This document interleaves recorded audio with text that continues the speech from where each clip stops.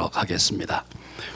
이에 예수께서 제자들과 함께 겟세마네라 하는 곳에 이르러 제자들에게 이르시되 내가 저기 가서 기도할 동안에 너희는 여기 앉아 있으라 하시고 베드로와 세베대의 두 아들을 데리고 가실새 고민하고 슬퍼하사 이에 말씀하시되 내 마음이 매우 고민하여 죽게 되었으니 너희는 여기 머물라 나와 함께 깨어 있으라 하시고 조금 나아가사 얼굴을 땅에 대시고 엎드려 기도하여 이르시되 내 아버지여 만일 할만하시거든 이 잔을 내게서 지나가게 하옵소서.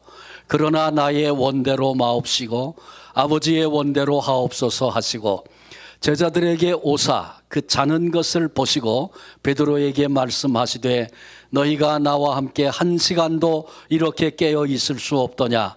시험에 들지 않게 깨어 기도하라.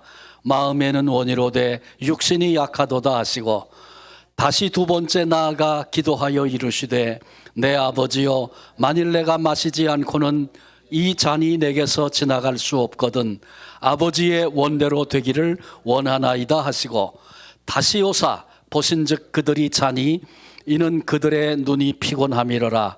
또 그들을 두시고 나아가 세 번째 같은 말씀으로 기도하신 후에 이에 제자들에게 오사 이르시되 이제는 자고 쉬라. 보라 때가 가까웠으니 인자가 죄인의 손에 팔리느니라. 일어나라 함께 가자. 보라 나를 파는 자가 가까이 왔느니라. 아멘. 예수님이 이 땅에 공생의 기간에 계실 동안에 두 종류의 사람들이 늘 주님 주변에 있었습니다. 한 종류의 사람은 군중들이었습니다. 그들은 예수님께 와서 속이 시원한 그런 말씀을 듣기도 하고 때로는 떡을 얻어먹기도 하고 생기는 게 있어서 좋아서 주님을 따랐던 사람들입니다. 그런가 하면 또 예수님 주변에는 제자들이 있었습니다.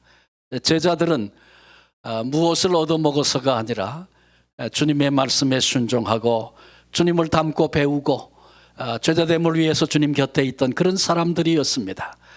주님께서 공생의 사역 중에 일하시던 중에 많은 사역을 하셨습니다. 때로는 귀신도 쫓고 병자도 고치시고 여러 가지 일을 하셨습니다마는 아마 그 가운데 가장 중요한 일을 한 가지 꼽으라고 한다면 그것은 바로 제자들을 훈련시킨 일이었다. 그렇게 말해서 좋을 것입니다.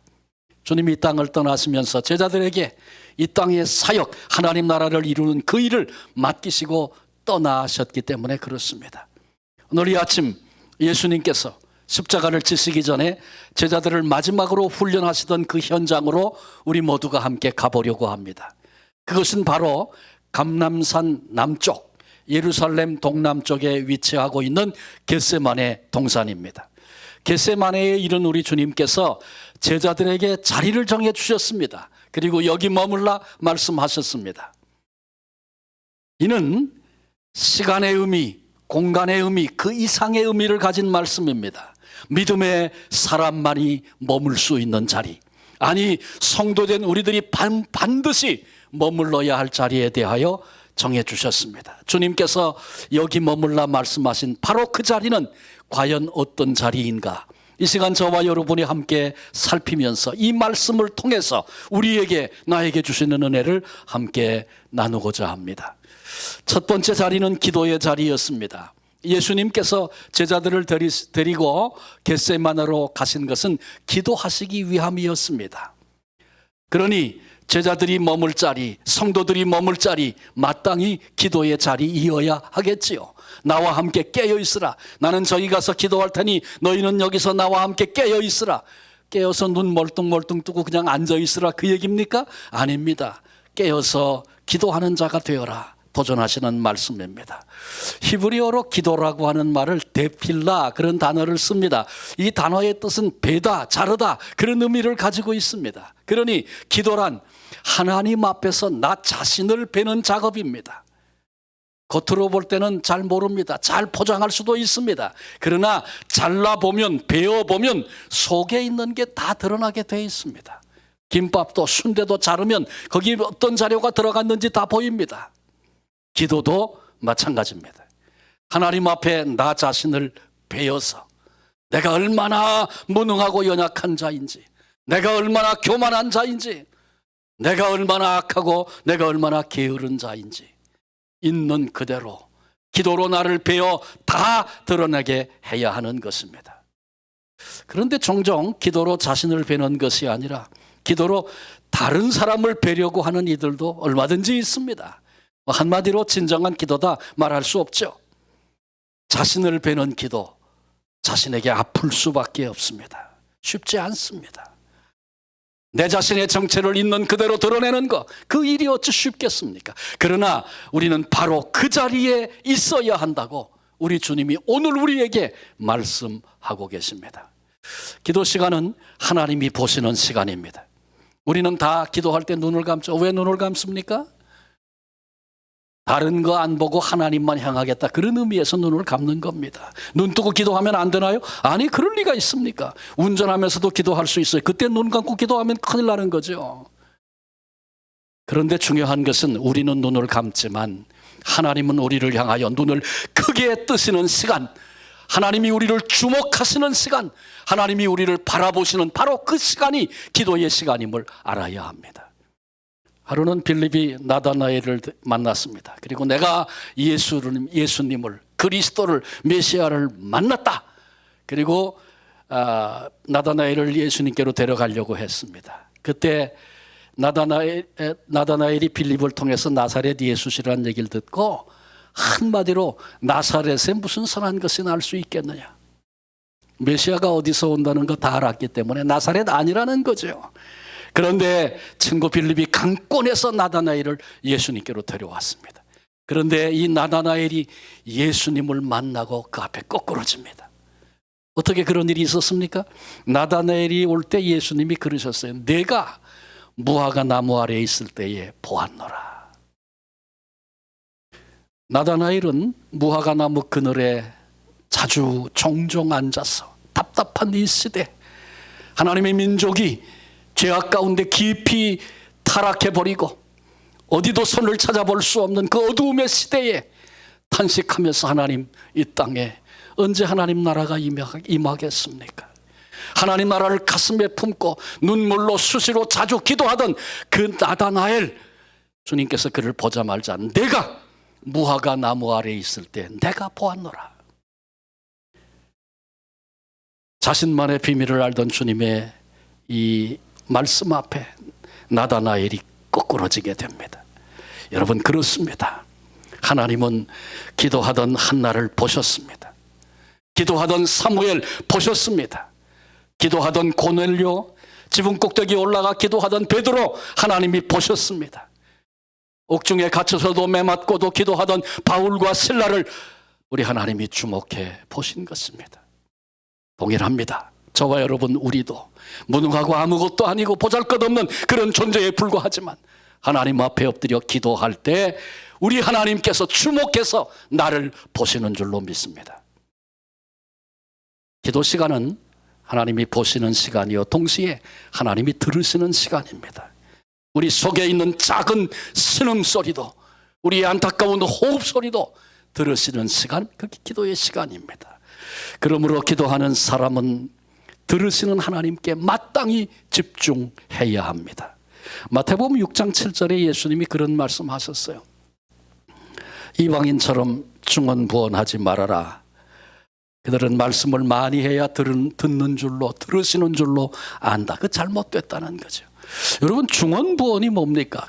또 한 얘기 또 하고 되풀이하는 거, 우리 쉽게 그렇게 이해하죠. 뭐 그 말이 틀리지는 않을 수도 있어요. 그런데 예수님도 오늘 본문에 보니까 똑같은 기도를 3번씩 반복했잖아요.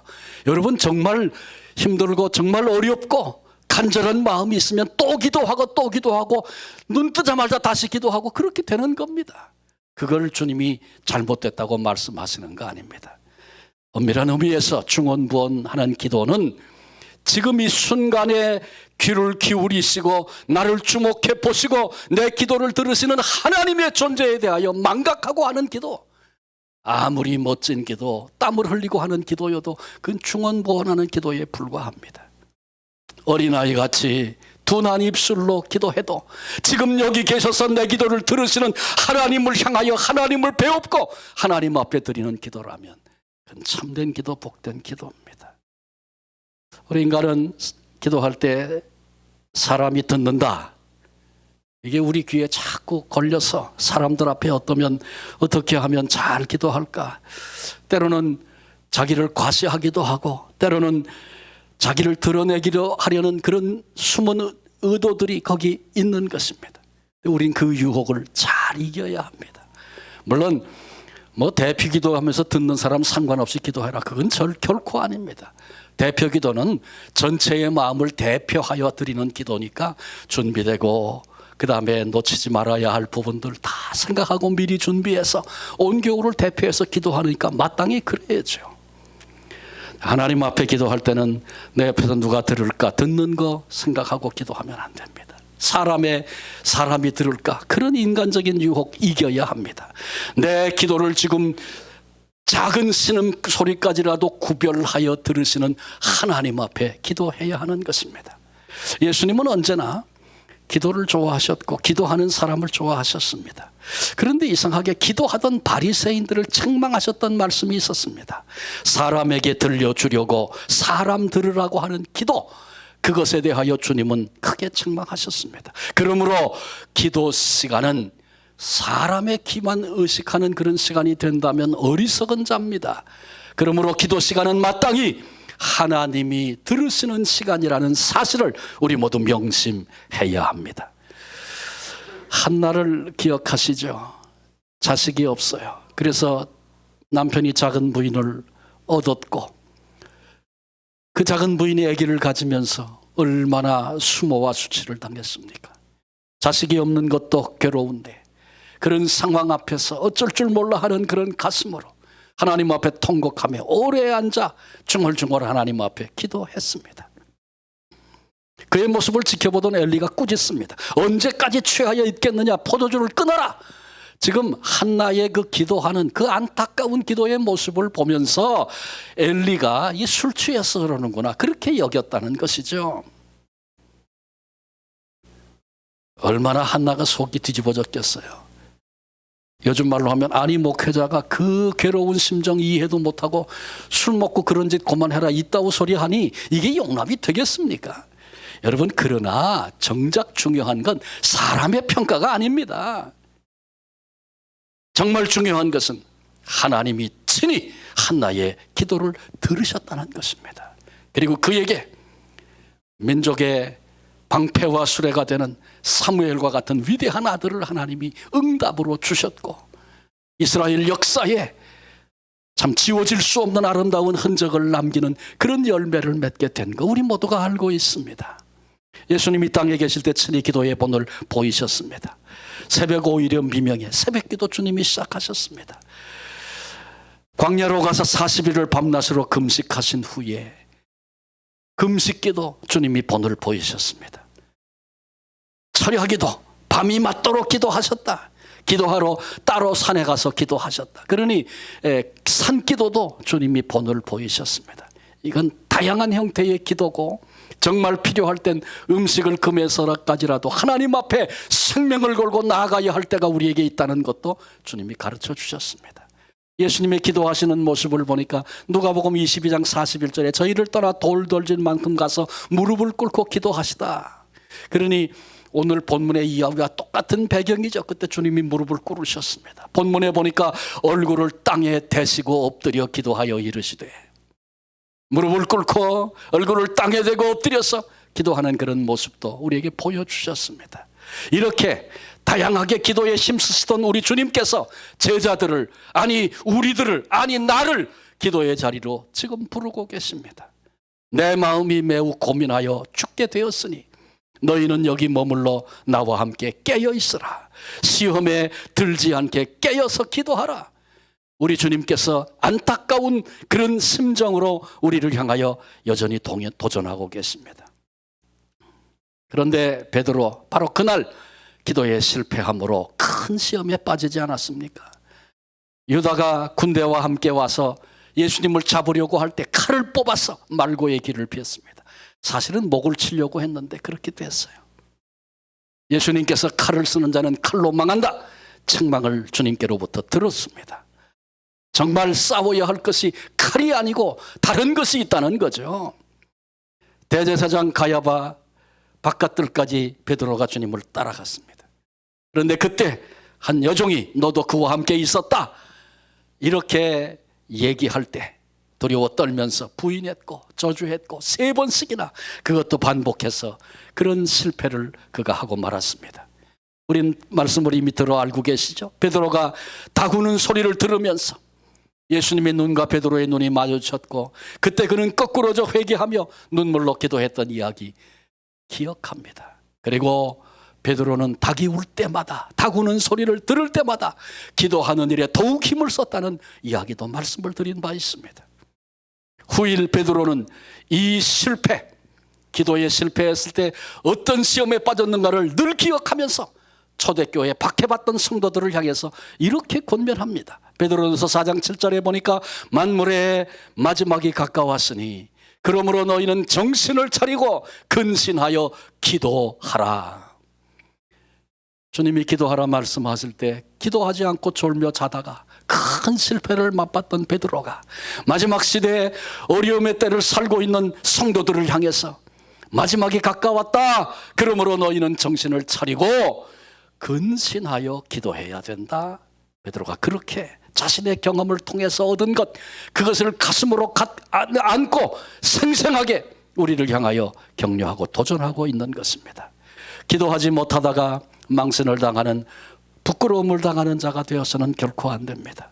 우리 모두 기도의 자리에 있어야 합니다. 너희는 여기 머물라, 기도의 자리에 늘 머물라 말씀하시는, 명하시는 주님의 음성을 듣는 우리 모두가 되시기를 바랍니다. 두 번째로 주님이 정해주신 자리는 순종의 자리였습니다. 예수님께서 겟세마네 동산에 11제자 데리고 가셨죠. 그때 가룟유다는 벌써 떠난 후니까 11명의 제자가 있었습니다. 그런데 주님이 이 11명의 제자를 두 팀으로 나누셨습니다. 한 팀은 8명입니다. 조금 떨어진 곳에 여기 앉아 있으라, 내 저기 가서 기도하고 올게, 너희는 여기서, 그렇게 주님이 말씀하셨어요.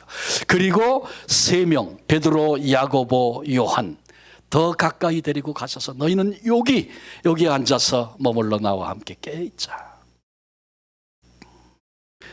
그런 경우가 2번 더 있었습니다. 회당장 야이로의 딸의 집에 그 딸이 죽었을 때 다 물리치시고 베드로, 야고보, 요한만 데리시고 그 방에 들어가셨어요. 그리고 달리다굼, 소녀야 일어나라 명하심으로 죽었던 소녀가 일어나 하나님께 영광을 돌리는 일을 그 3사람으로 목도해 보게 하셨습니다.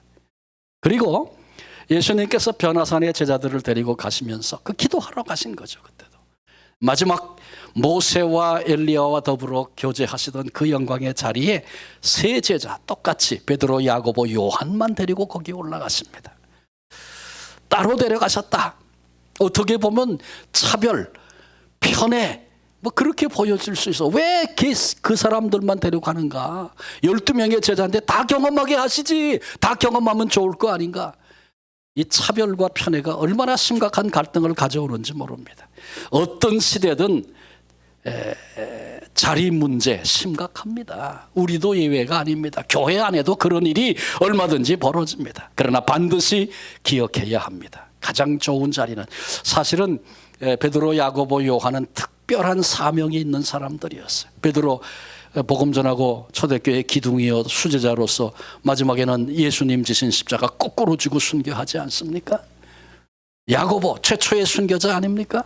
요한 제일 오래까지 살았지만 쫓겨가서 반모섬에서 계시를 받고 성경을 기록하는 엄청난 일을 하나님이 그에게 맡기시지 않았습니까?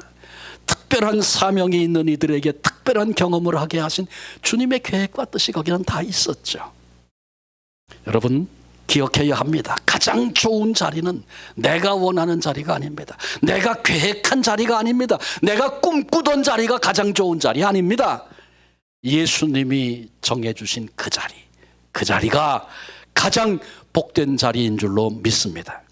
한마디로 얘기하면 순종의 자리, 순종함으로만 얻을 수 있는 자리, 그 자리가 복된 자리입니다. 사무엘은 말합니다. 순종이 제사보다 낫다. 제사 필요 없다. 그런 얘기 아닙니다. 예배 필요 없다. 그런 얘기 아닙니다. 몸은 예배의 자리에 나와 때를 따라 앉아 있지만 삶은 불순종으로 일관되어져 있다면 그건 부끄러운 존재일 수밖에 없다는 것입니다.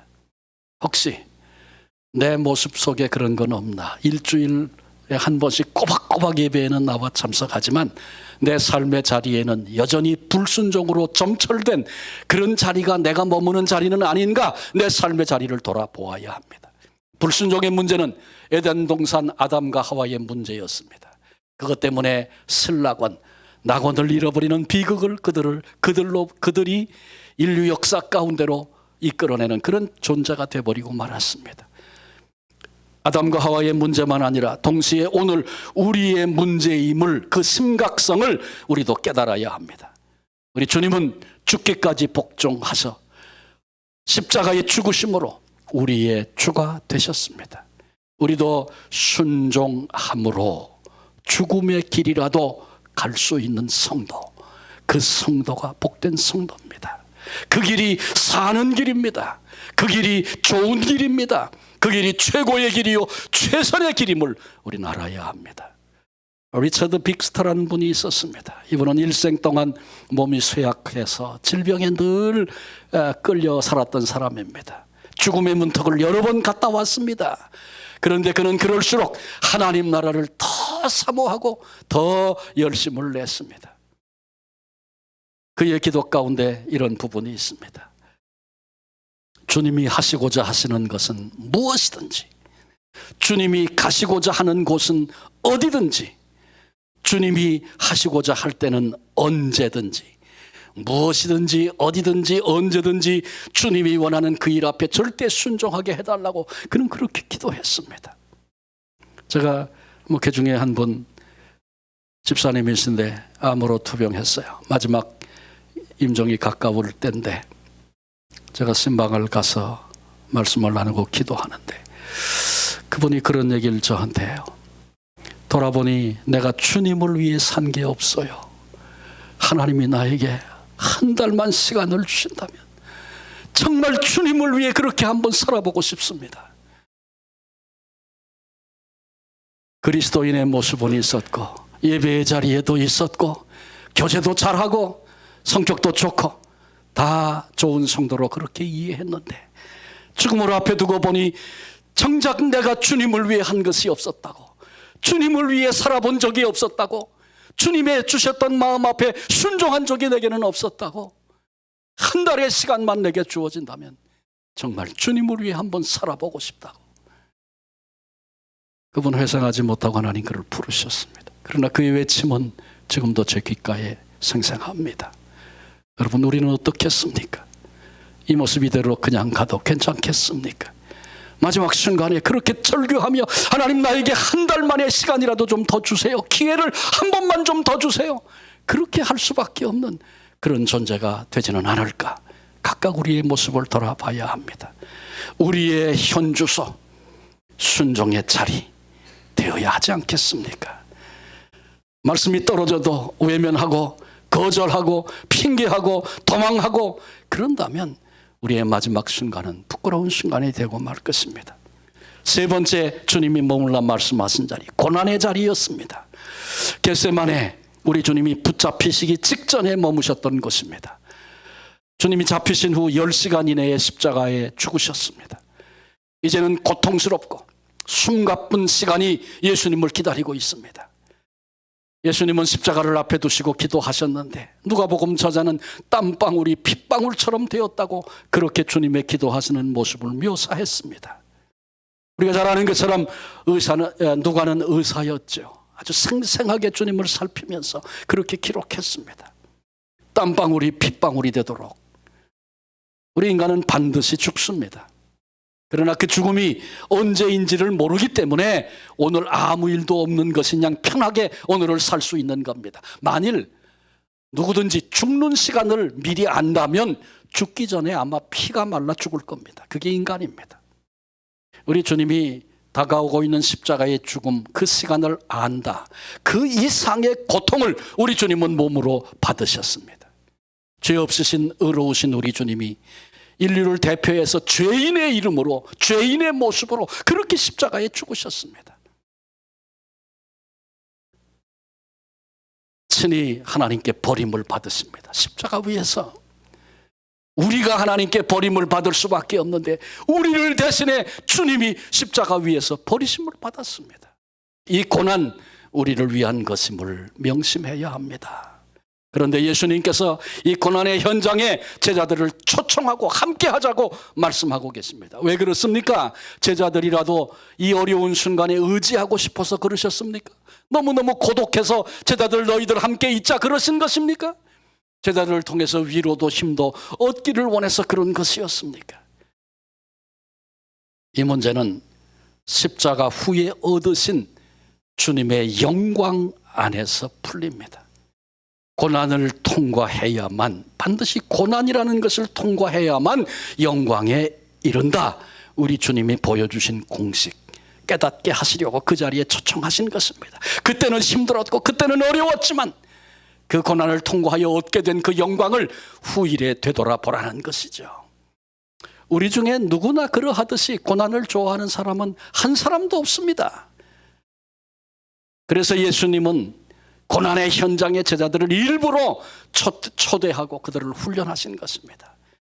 거기서 받아야 할 십자가를 언급하시기도 하고, 그리고 이 공식, 이 고난을 통과해야만 찾아오게 될 그 영광에 대해서 이 공식을 가르쳐 주셨습니다. 땀이 피가 되도록 결단 없이는 갈 수 없는 그 길, 그렇지만 그 너머에는 부활의 영광이, 하나님이 계속 계획하신 인류 구속의 영광이 거기 있음을 주님이 보라는 것입니다. 후일의 제자들도 고난을 통과해서 마침내 영광에 이르게 되고 주님의 영광에 동참할 수 있는 그런 복된 주인공들이 되지 않습니까? 겟세마네 고난의 장소입니다. 여기 머물라. 우리도 기꺼이 주님을 위해서, 사명을 위해서 외면하지 않고 도망가지 않고 고난에 동참할 수 있는 그런 성도, 그 사람이 복된 사람입니다. 주님이 주신 영광을 얻기까지 그 너머에 담겨있는 영광이 여기서 보여지기 때문에 고난의 자리도 마다치 않는 복된 성도들 되시기를 바랍니다. 마지막 네 번째 자리는 재림의 자리입니다. 겟세마네 기도하시는 예수님의 모습을 본문이 길게 설명을 했는데 그 가운데 주목해 볼 단어가 있습니다. 제자들에게 오사, 제자들에게 다시 오사, 제자들에게 오사, 세 번을 예수님이 다시 오셨다, 또 오셨다, 또 오셨다 그렇게 말씀하고 있습니다. 다시 오시는 주님 강력하게 인식시켜주고 계십니다. 성경에는 예수님의 재림을 강조하고요, 수없이 많이 말씀하고 있습니다. 성경에 보면 초림의 예수님이 메시아로 오신다는 말씀보다 재림의 주님에 대한 얘기가 1대8 정도로 훨씬 많습니다. 하나님은 언제나 성경을 통해서 우리에게 언약하시고 약속하시고 약속하신 그 말씀을 이루시는 방식으로 역사를 끌고 계신다는 거 우리 알고 있지 않습니까? 말씀하신 모든 것들이 다 이루어지고 이제 주의 다시 오심, 재림에 대한 심판주로 다시 오실 그날에 대한 언약이, 그 약속이, 말씀이 이제 남아있다는 거 우리 모두 알고 있습니다. 반드시 말씀하신 그대로 될 것입니다. 예수님께서 여러 가지로 비유로 말씀하시던 중에 지혜로운 5 처녀에 대한 비유를 말씀하셨습니다. 10 처녀의 모습은 아주 흡사했습니다. 등도 같이 준비했고 시간이 오래 지나니까 다치셔서 졸며 잠도 자고 그랬었습니다. 그런데 정작 신랑이 왔을 때 5은 그 신랑과 더불어 혼인잔치의 기쁨의 자리에 참여할 수 있었고 나머지 5은 어리석은 자들로 그 복된 자리에 설 수 없는 그런 존재가 되었다는 것 주님이 말씀하셨습니다. 내가 너희를 도무지 모른다. 신랑 되신 예수님께서 그같이 말씀하신다면 나의 존재는 얼마나 비극적인 존재가 되겠습니까? 예수님께 버림받는 것, 더 이상 기회도 시간도 없는 그런 때가 그들에게 왔다는 것을 주님이 말씀하신 거죠. 내가 너희를 도무지 모른다. 이것이 내 인생의 결론이 된다면 그건 비극 중에 비극입니다. 다시 돌이킬 수 없는 결론, 더 이상 기회가 없는 그때가 우리에게 온다는 거 잊지 말아야 합니다. 재림의 주님 앞에 기쁨으로 서기를 원하십니까? 그렇다면 오늘 우리 주님 앞에 기쁨으로 머무를 수 있어야 합니다. 오늘 주님을 외면하고 그렇게 인생을 살면서 재림의 주님이 오시는 그날에, 아니 내가 죽어서 주님께 부르심을 받는 그 마지막 순간에 주님 앞에 기쁨으로 설 수 없는 존재가 되는 것, 얼마나 불행한 일입니까? 자, 점검해 봐야 합니다. 나는 오늘 현재 어떤 자리를 연연하고 있습니까? 어떤 자리를 좋아하며 사십니까? 어떤 자리에 앉았을 때 나는 만족하고 그 자리에 앉은 것을 자랑하며 그 자리에 앉았음을 영광으로 여기며 살고 있습니까? 여러분, 내가 으쓱으쓱거리고 목에 힘을 주고 그렇게 버티고 섰던 그 자리가 어떤 자랑스러운 자리였다 할지라도 우리 주님이 재림하시는 그 시간에 그 영광의 자리에 존재할 수 없다면 우리는 불행한 인생이고 다 끝나고 망한 존재가 되어버리고 맙니다. 그러므로 비록 우리가 다른 자리, 내가 원했던 자리, 내가 좋아했던 그 자리에 머물 수 없다 할지라도 재림의 자리에 기쁨으로 설 수 있는 한 사람 한 사람 되어야 합니다. 거꾸로 사는 어리석은 자가 되어서는 안 됩니다. 세상절이 여기 있음을 그토록 자랑하며 살다가 정작 주님 다시 오시는 그날 재림의 자리에서 쫓겨나는 그런 비극적인 존재가 되어서는 안 된다, 그 말씀입니다. 말씀을 마무리하려고 합니다. 창세기에 보면 인간을 향한 하나님의 몇 가지 질문이 나옵니다. 그 중에 가장 먼저 했던 질문, 선악과를 따먹고 불순종하고 범죄해서 하나님의 낯을 피하여 동산나무 사이에 숨었던 아담을 향해서 내가 어디 있느냐 물으셨던 하나님의 질문이었습니다. 여러분, 그때 하나님이 아담이 어디 있는지 모르셔서 찾아내려고 숨바꼭질하려고 그렇게 물으신 것입니까? 아닙니다. 아담아, 내 인생의 좌표, 내가 지금 살고 있는 현 주소 어딘지 봐라. 하나님이 확인시켜 주시는 것입니다. 오늘도 하나님은 우리를 향해서, 나를 향해서 아무개야 내가 어디 있느냐, 내 삶의 현 주소가 합당한 자리냐, 합당한 현 주소를 가지고 오늘을 살고 있느냐, 우리의 자리를 점검해 보라고 도전하고 말씀하고 계십니다. 기도의 자리, 순종의 자리, 고난의 자리, 그것이 영광을 덧입는 비밀이라는 사실을 알기 때문에 기꺼이 고난의 자리도, 재림의 자리, 그것은 미래의 일이니까 누가 장담할 수 있어요. 그러나 한 가지 있어요. 오늘 주님 앞에 서는 것을, 오늘 주님 앞에 사는 것을 기쁨으로 여기는 그 사람은 재림의 자리, 거기 우리들이 현주소 삼고 머물러 있어 내가 여기 있나이다, 내가 여기 있나이다. 내 삶을 가로막았던 어려움도 있고 수치스러운 순간도 있고 비극적인 때 고통의 순간 우리에게 있었지만 하나님, 오 주님이여 내가 여기 있나이다, 이렇게 대답할 수 있는 그런 우리가 되어야 하지 않겠습니까? 우리의 삶 가운데는 여전히 분주한 일들, 힘든 일들 저마다 다 가지고 있습니다. 그럼에도 주님께서 준엄한 음성으로 우리를 향하여, 나를 향하여 부르시는 그 음성, 여기 머물라고 말씀하시는 그 음성 우리 모두 들어야 합니다. 특별히 사순절 절기를 지금 지나고 있는데 주님 말씀하신 기도의 자리가, 순종의 자리가, 고난의 자리가, 재림의 자리가 정말 내 영혼의 현주소 되고 있는가, 하나님 앞에 되돌아보면서 우리 모두가 주님이 정해주신 그 자리가 내 인생의 현주소가 될 수 있기를 우리 주님의 이름으로 축원합니다. 기도하시겠습니다. 하나님, 이 땅에 하나님께서 이유 있어 우리를 보내주셨고 오늘까지의 삶, 그리고 어느 즈음엔가 주님을 알았고 복음을 들었고 하나님의 아들이다, 하나님의 딸이다 인치심을 받았던 우리들이 오늘 이 순간 여기서 주님은 여기 머물라고 말씀하시는데 나는 어디 머물기를 즐겨 했는가 정직한 마음으로 되돌아보니 주님, 우리의 삶은 부끄러운 삶이요 내 현주소는 내놓을 것이 없는 그런 존재임을 돌아볼 수밖에 없습니다. 주님, 저희들을 불쌍히 여겨 주시옵소서.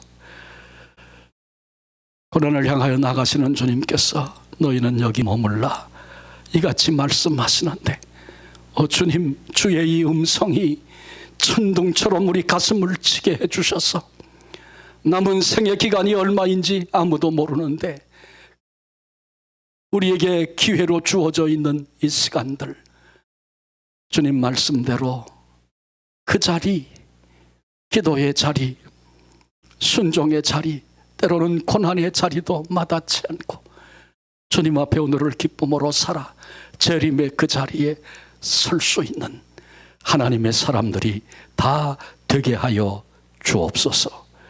한 주간의 삶 동안에 내 현주소 또 확인하고 또 확인하고 주의 음성이 나의 존재됨을 바꿔 주시는 그런 사람들이 되게 하시고 주의 음성이 그렇게 우리 가슴에 있도록 성령께서 우리 모두를 주장해 주시옵소서. 우리의 생명 되신 예수 그리스도의 이름으로 기도합니다. 아멘. 우리